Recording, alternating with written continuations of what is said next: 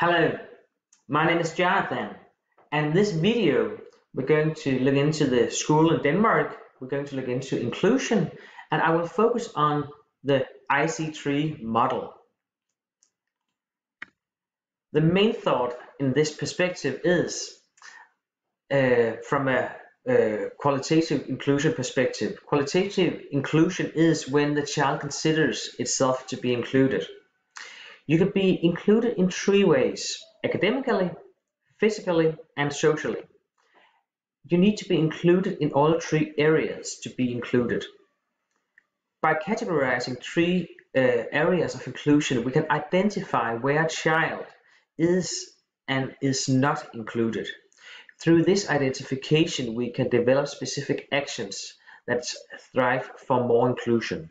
This is the main thoughts in the theory behind the Ic3 model, which I'm now going to present. The Ic3 model is developed by Rasmus Alenkær. That's the guy here on the right. He's a psychologist and PhD.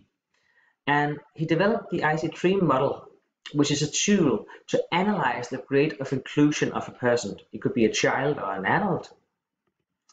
And the Ic3 model is a used model and analytical tool for professionals in relation to inclusion. When we're using the Ic3 model, we might look into what is in fact inclusion. And well, inclusion is a dynamic and sustained process that aims at developing opportunities for every human being in a society's general arenas. But you can also say that there are two main types of inclusion. You can say that there is a quantitative inclusion. That is, for instance, a number of pupils included. In Denmark, we strive for a certain amount that is included in the school. But you can also take another stance here, and let's say qualitative inclusion instead. Here is the pupil's own experience of inclusion. That means it's not whether you are in a school, in a normal school or not. That is not inclusion in itself. It might be from a quantitative perspective, but not a qualitative perspective. Qualitative inclusion is when we ask a child, do you feel included? And the child responds, yes. Then we can talk about qualitative inclusion. So the question might be, but how and when can we experience to be included? And that is an answer that Alenkær offers an answer to. His answer is the Ic3 model, which I'm going to describe now. Alenkær is stating, well, we can be included academically. That means that the academical problems or the task in the school, we can in fact solve them. We can do the task in the school academically.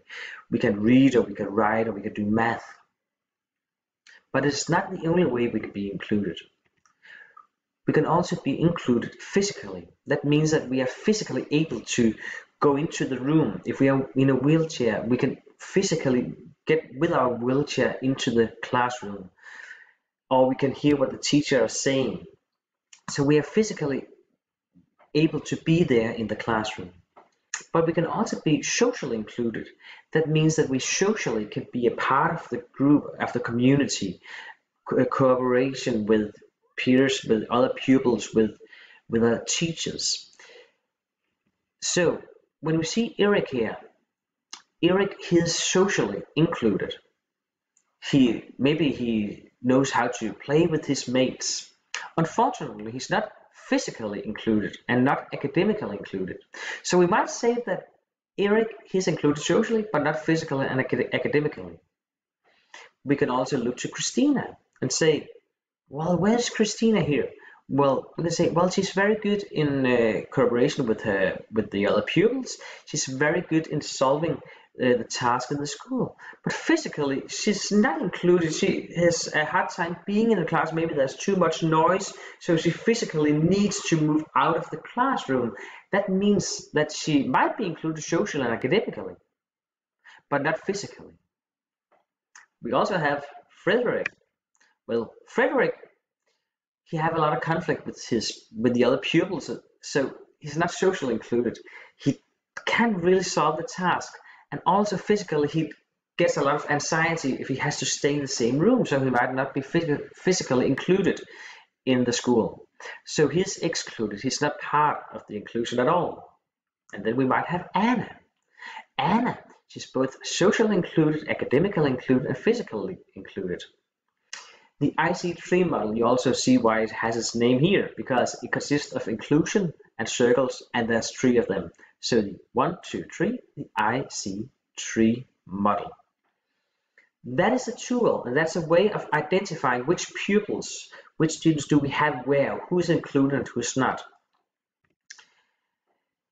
When we look into how we use the Ic3 model in the Danish school, we use it in collaboration with colleagues to develop actions towards more inclusion. So that means that when we look at our class, for instance, with our co-teachers, we can ask, oh, is Christina included in your lessons, or is Christian included or excluded, or I sort of sense that that Anna is not included. What do you think here? So it is an analytical tool we can use to identify if all our students are included, and if they are not included, where, in which circle are they not included. So that means we can develop different actions.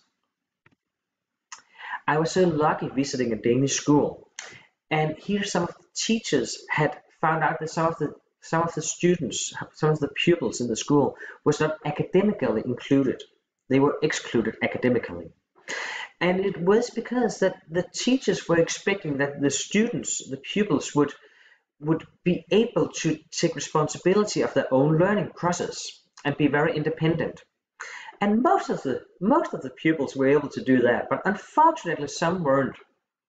So the teachers tried to make these posters to help these children become more independent in their approach to learning.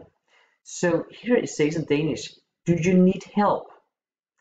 And the teachers had experienced that these children, if they really need help or didn't know how to do the task, they would just sit up with their hand and wait until the teacher came by. And they could take several minutes, and in that time they wouldn't learn anything, they wouldn't solve the task. So instead, the teachers here in this class tried to remind the students about, well, first, think with your brain how to solve this task. If that doesn't work, then look in your book. If that doesn't work, then ask your body, ask the pupil next to you. And if that not works, then ask the boss, the teacher. So here, the children became much more independent. They got these posters that remind them, oh, I have several strategies to be able to solve these tasks. I visited another school. In this school here, there were some of the students that really had difficulty staying in the classroom because there was so much noise. It wasn't negative noise. It wasn't because the children was yelling and making a lot of disturbance. No, it was just because a lot of the children helped each other and were discussing in groups. And some of the children just got so much stress. So in fact had to leave the classroom, which meant that they were not physically included. Instead, the teachers handed out some of these to put on the ears so they would stop the noise. So it would be much more calm and cozy to be in the classroom, not that stressful. So the children here began to be able to stay in the classroom and in fact be physically included. I visited another school. In this school here, socially, these children were very much into playing with these balls. And it was some kind of game where you would throw the ball at each other, and the last one who didn't was hit with the ball, he won the game. And there was a lot of unwritten, unspoken, a lot of not mentioned rules in this game to make it work. Most of the children knew how the rules were, and they were all socially included. But some of the children, they didn't know about all these not mentioned rules, and they couldn't really figure out these not mentioned rules by themselves.